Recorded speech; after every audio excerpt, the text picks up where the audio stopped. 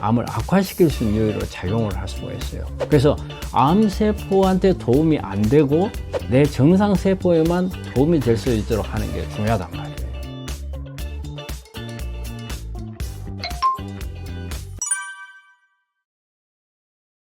이게 그 붉은색 고기들이 어떻게 보면 우리 환자들이 암에 걸리기 전에 제일 좋아했던 단백질 섭취원이잖아요.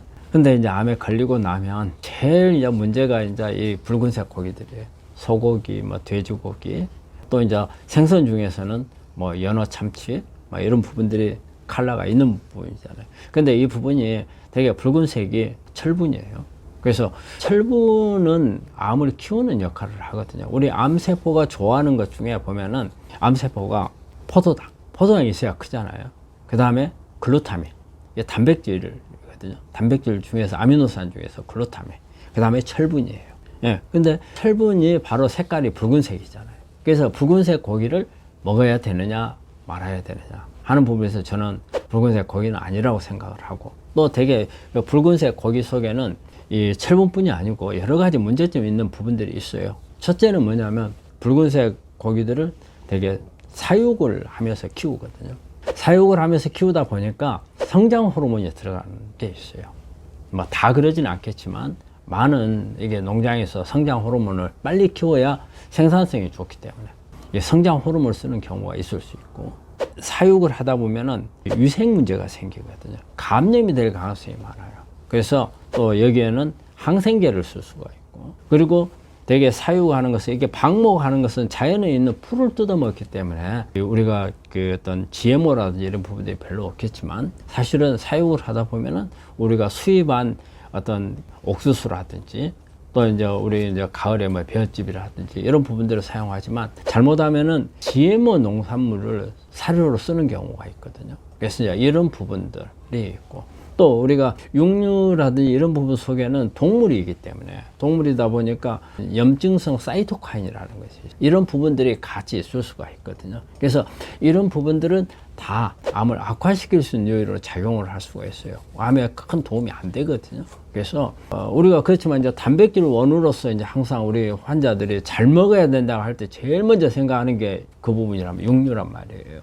근데 가능한 한 육류는 우리가 단백질 원으로서 피하는 게 좋고, 그러면 어떤 부분을 바꿔줘야 되느냐? 저는 일단은 채식성으로 콩을 가장 권해요. 콩이 아주 그 단백질이 많거든요. 사실은 소고기 100g 속에 있는 단백질이 한 21g 정도 돼요. 콩 100g 속에 있는 단백질은 26g이에요. 훨씬 더 단백질이 많아요. 단지 식물성 단백질은 이 안에 동물성 아미노산이 별로 없기 때문에, 이 동물성 아미노산이 우리한테 주는 기분이 있어요. 먹고 나면 좀 든든하고 뭔가 기분이 좋아지고 이런 부분인데, 그런 부분이 없어서 좀 단점이긴 하지만 콩을 이용을 해서 단백질을 흡수하는 게 제일 좋고, 그리고 이제 생선류에서 30cm 이하의 생선류에서 단백질을 공급을 받는 게 좋죠. 그래서 가능한 한 저는 육류는 피하는 게 좋고, 근데 만약에 내가 꼭 육류를 꼭 먹어야 되겠다, 그래 한다면은 사육하지 않는 방목한 동물들을 이용하는 거, 뭐 보통 양이나 염소는 되게 방목을 많이 하잖아요.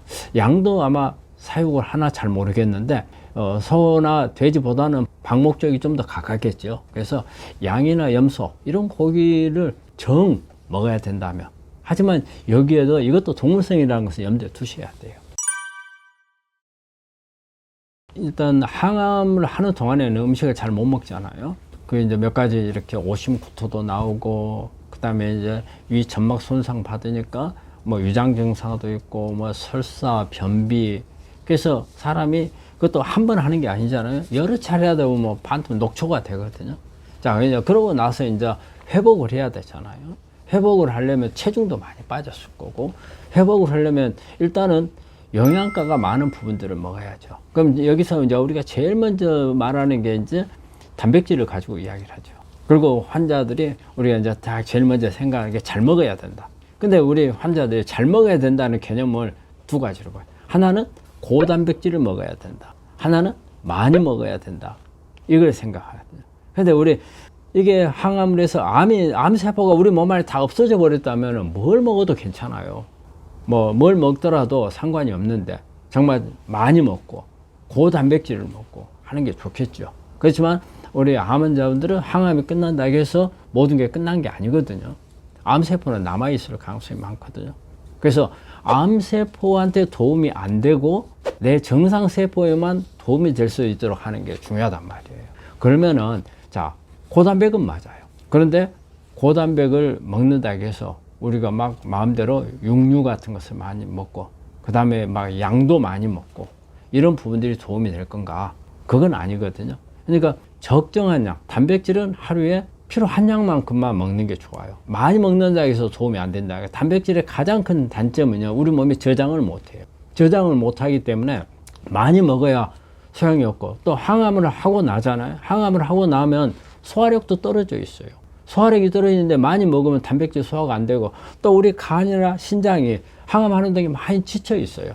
여기다가 고단백을 많이 주면 이 저장을 않고 나머지 내보내야 될 부분은 간하고 신장에서, 간에서 대사가 돼가지고 신장을 통해서 배출을 하거든요. 오히려 더 부담을 줄 수가 있어요. 그래서 단백질 문제에 있어서는 일단은 식물성 단백질을 가능해 사용하는 게 좋겠고, 그리고 너무 과량 먹는 것은 잘 먹는 게 아니라는 것을 말씀을 드리고, 그래서 이제 단백질 문제가 그렇고요. 그리고 이제 또 하나는 항산화제.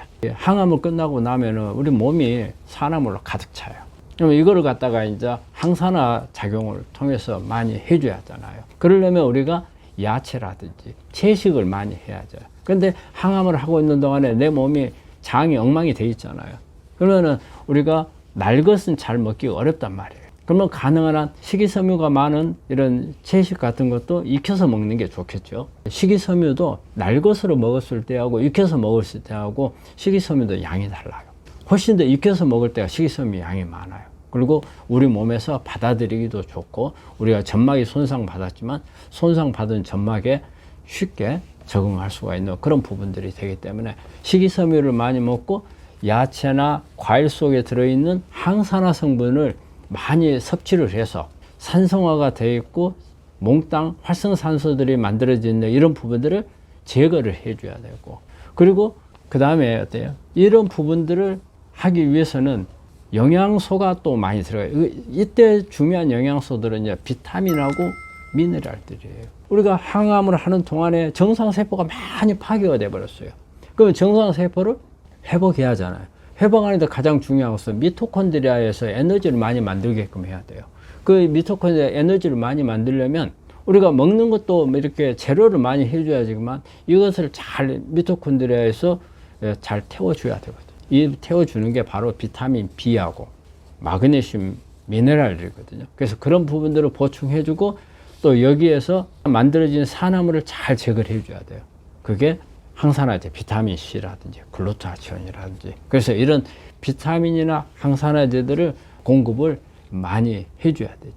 그리고 또 하나 우리가 참 간과하기 쉬운 부분이 하나 있어요. 물이에요, 물. 물을 잘 마셔야 됩니다. 그냥 우리는 그냥 영양소 있는 것만 잘 먹으면 된다 이 생각하잖아요. 그런데 물을 어떻게 먹느냐에 따라서 상당히 내가 먹는 것을 효과를 극대화를 할 수가 있고, 또 어때요? 암하고 계속 싸워야 되기 때문에 내 몸을 산성화를 만들지 않아야 되는 부분들이 있거든요. 그래서 그런 물을 잘 먹어야 돼요. 그래서 물을 잘 먹어서 세포 안에 물이 충분하게 만들어야 돼요. 항암하고 있는 동안에 정상세포가 많이 파괴가 되니까 탈수도 심해져요. 세포 탈수가. 그래서 세포 탈수를 개선을 시켜줘야 돼요. 그래서 이런 부분들을 잘 고려를 하시는 게 우리가 항암이나 끝나고 나서 회복 단계에 들어갔을 때 해야 될 부분들입니다.